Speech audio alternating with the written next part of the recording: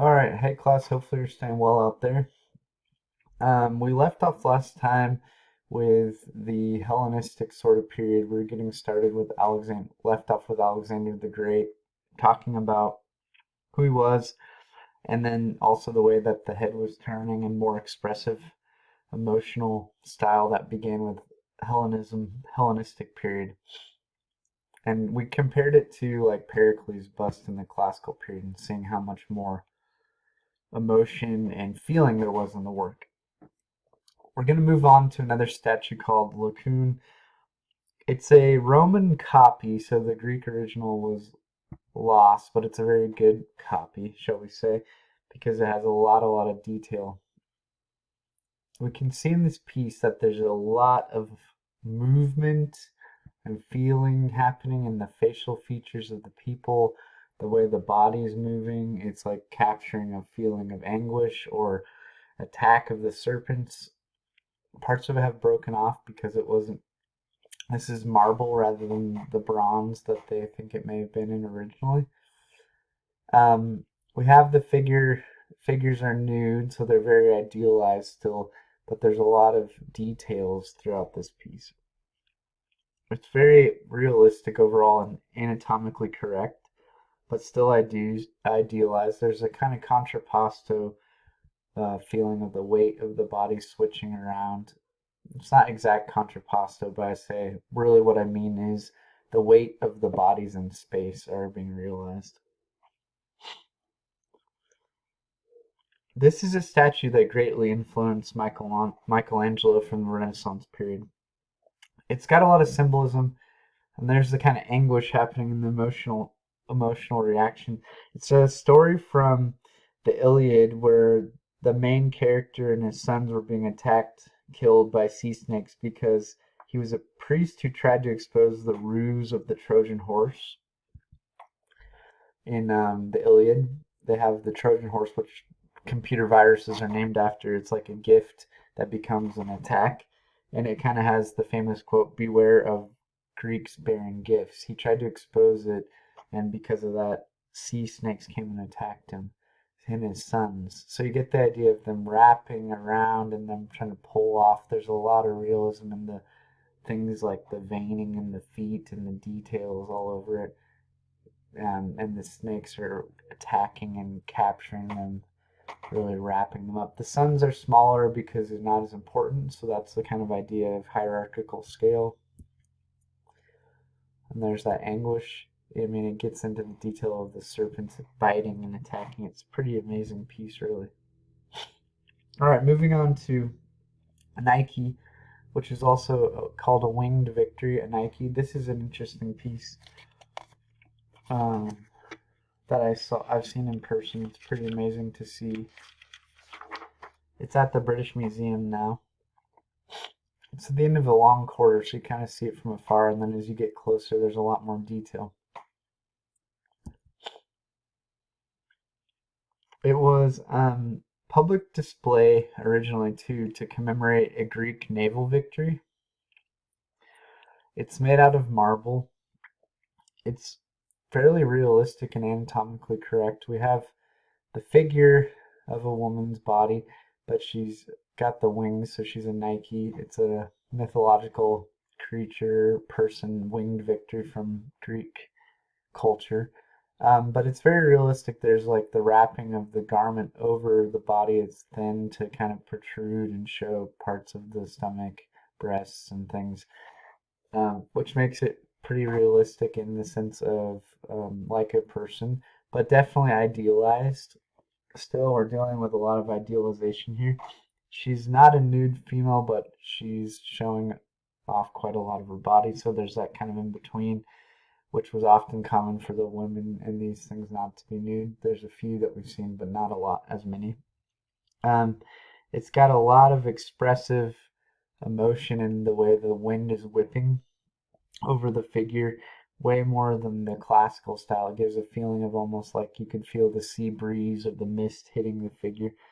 And this is a really example of masterful surface articulation. You see all the folds and the drapery, the little wrinkles, Maybe less in the wings, but still some. But you have really clear feeling of almost like the fabric falling over the form. She's a goddess of victory, and there's a sort of also feeling of maybe she's not just on the boat, but descent from heaven, like she's falling, kind of flying down as much as the boat. She probably held a laurel wreath for placing on the victor's head. The arms are missing, of course, so we're not sure. And there's also that feeling, also at the same time as descending, like I said, pressing into the wind of the sea. You can see the context back here was that feeling of a ship's prow. So definitely about naval victory in battle, and a commemoration of victory. That's why they think there would be a laurel wreath on the arms.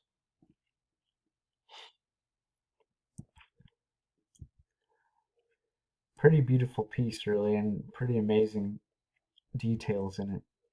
All right, the Venus to Milo. This is from between 130 and 100 BC. It was thought to be the work of this artist Alexander of Antioch. It's named after the Greek island of Milos, so that's why it's the Venus de Milo. Where it was discovered was Milos. It's on permanent display at the Louvre Museum in Paris. I've seen this one in person as well. It's pretty amazing.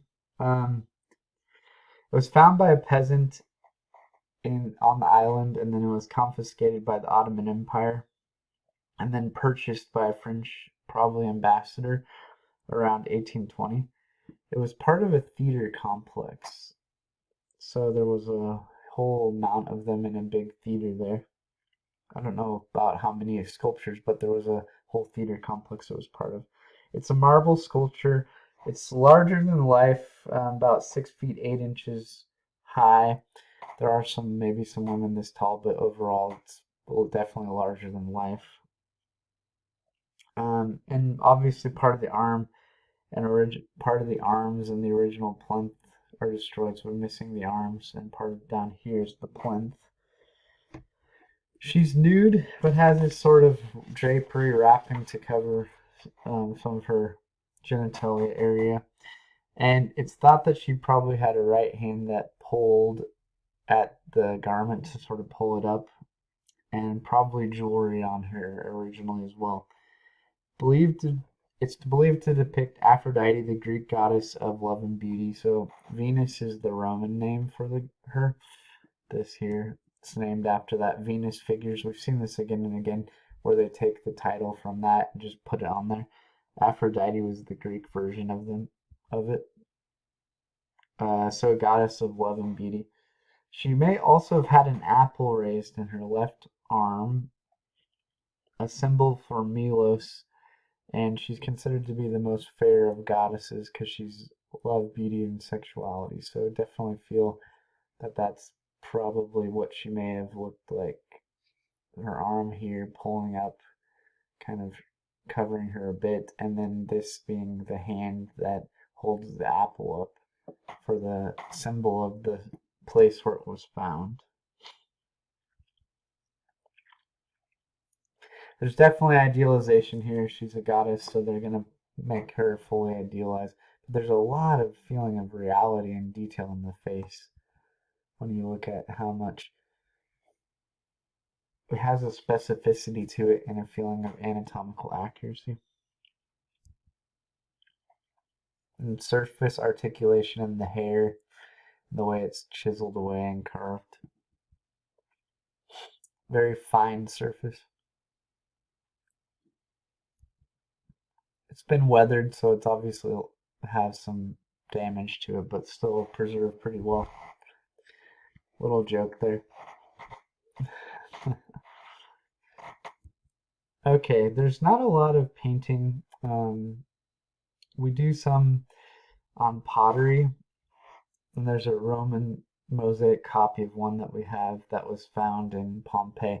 You're going to get this time and again with this chapter. A lot of the work we see is sort of like Roman copies because the originals were either destroyed, melted down because they were valuable bronze and used for weaponry or something different like that.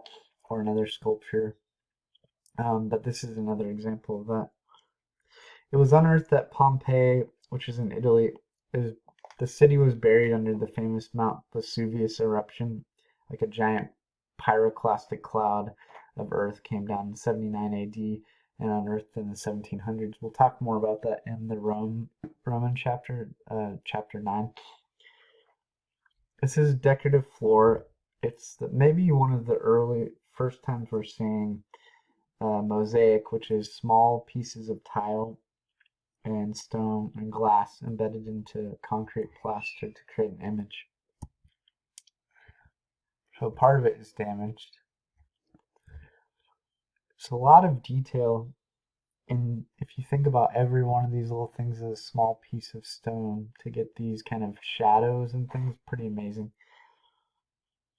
Very anatomically accurate overall and idealized. There's a lot of the feeling of those sort of movement gestures, sort of like we got in the Lagoon and different ones of the Hellenistic period, where the way the figures feel like they have a weight to them and a movement to them. There's even some serious details like the horse reins, the armor, the way the weaponry was. This shows us a lot about the way they fought. I mean, it goes down to, this is pretty amazing, the face of the fallen soldier reflected in the shield. There's a foreshortening that happens in the horse at the front here, where it feels like it could be popping out and it gets small in the distortion.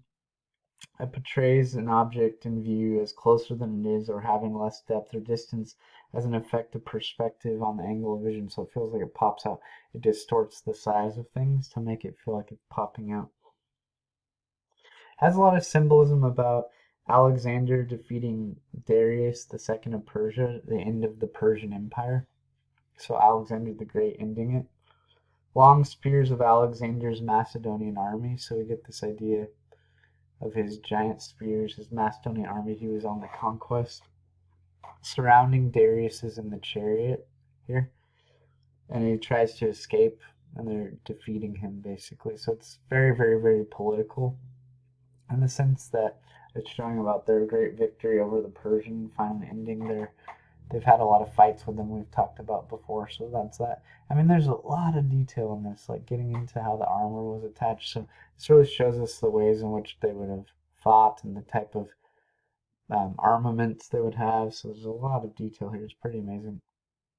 We get more painting on different types of pottery as well, but I'm going to start that in the next video because I'm doing these in 15-minute chunks. What I want to talk about real quick before that is to make sure you guys are watching the different videos and documentaries. And I'm probably going to try to show videos inside the slideshow, and if we're in class it would work a lot better, but some of them I might just have to post links to things that I want you to check out, shorter videos, so you can kind of see some of the areas, like the Khan Academy stuff. So I'll talk to you guys soon. I'll see you next time for pottery.